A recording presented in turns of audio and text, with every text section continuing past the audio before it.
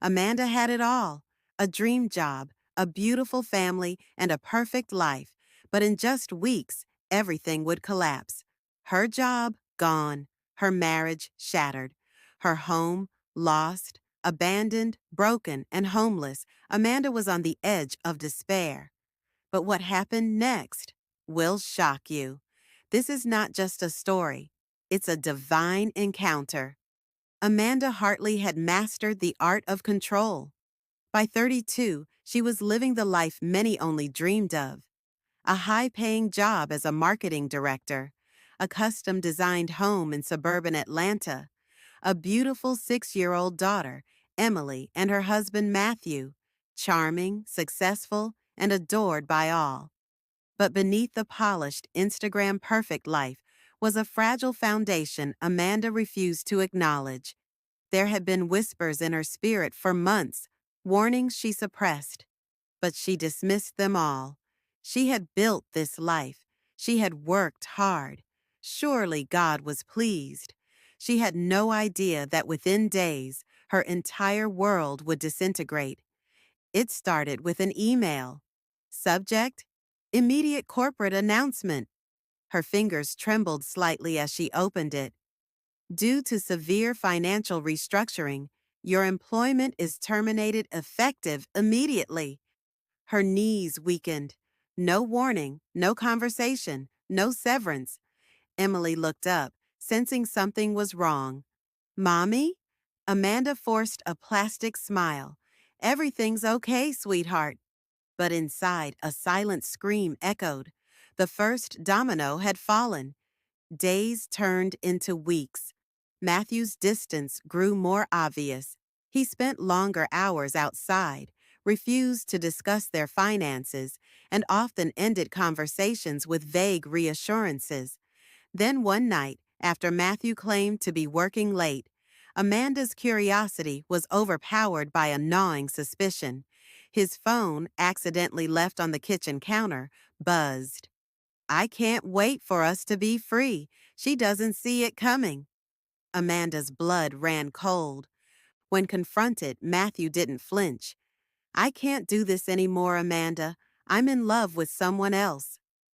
Weeks later, Matthew moved out, leaving Amanda and Emily to face the mounting debts alone. The house was on the verge of foreclosure. Creditors were merciless. The woman who once hosted dinner parties for executives now stood in line for canned goods at the local food bank.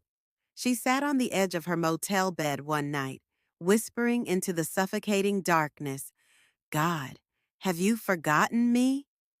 The silence was deafening.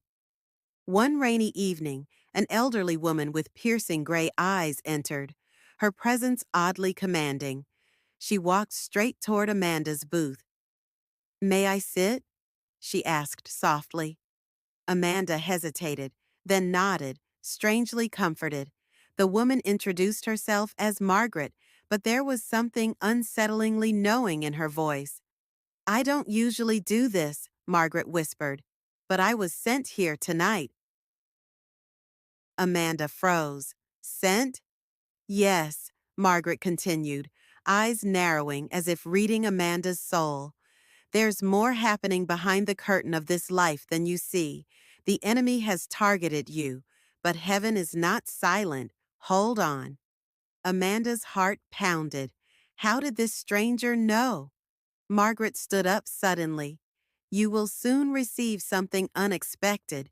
When it comes, remember, it's a seed, not the harvest. Without another word, she walked into the rain and vanished into the night.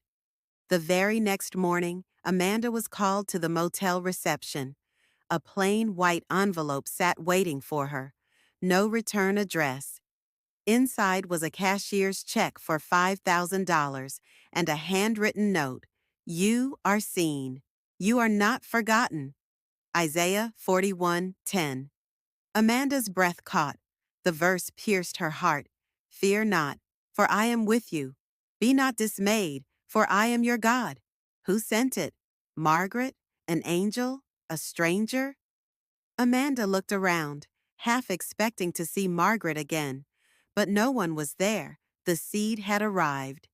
Days later, unable to explain the unfolding mystery, Amanda was drawn to a small church she had never noticed before. The pastor preached, "When God allows everything to fall apart, it's because He's preparing to build something unshakable. Sometimes He allows you to lose everything to gain Him." Amanda's defenses collapsed. Tears flowed uncontrollably. In that moment, something inside her shifted. This was no longer about getting her old life back. This was about meeting the God she never truly knew. The days that followed were unsettling. Each morning, Amanda would wake up at 3 a.m., the same time, heart pounding, drenched in sweat. Night after night, the same vivid dream haunted her. She was standing at the edge of a vast cliff, heavy winds threatening to pull her over. In the distance, a shadowy figure whispered lies. "You've been abandoned, forgotten. You'll never recover." But just before she slipped into the abyss, a hand, piercingly bright, reached out and held her firm. Amanda would awaken gasping, but strangely comforted. She confided in Pastor Rick at the Potter's house. He listened carefully, then prayed, "Amanda, this is not just a financial or emotional battle. You are under spiritual attack, but God is drawing you into deeper trust. Your deliverance is near." For the first time, Amanda realized this was bigger than her. A few days later, while scrolling through job postings, an unfamiliar listing caught her eye. It wasn't from any major site, almost like it appeared out of nowhere. Nonprofit program director, helping women in crisis. Amanda hesitated. The salary was modest, but something stirred in her spirit. She applied. Within 24 hours, she received a call for an interview. During the interview, the organization's director, Ms. Thompson, studied Amanda thoughtfully. "We usually require more experience in social work," she admitted, "but there's something about your story." She was offered the job on the spot. Amanda accepted, not knowing that this small act of obedience would trigger a chain reaction of supernatural events. Weeks into the job, Amanda flourished. Her pain became purpose as she counseled women who had faced abuse, betrayal, and homelessness. Then, one afternoon, Ms. Thompson called her into the office. "Amanda, there's something I need to tell you." Amanda's heart skipped. A donor, who insists on remaining anonymous, just made a large contribution in your honor.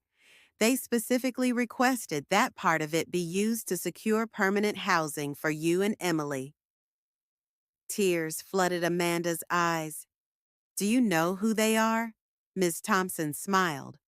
Number, but I believe God knows exactly who they are. Late one evening, Amanda visited the small diner where she had first met Margaret. To her surprise, Margaret was sitting at the same booth, as though waiting for her. "I knew you'd come," Margaret said with a warm smile.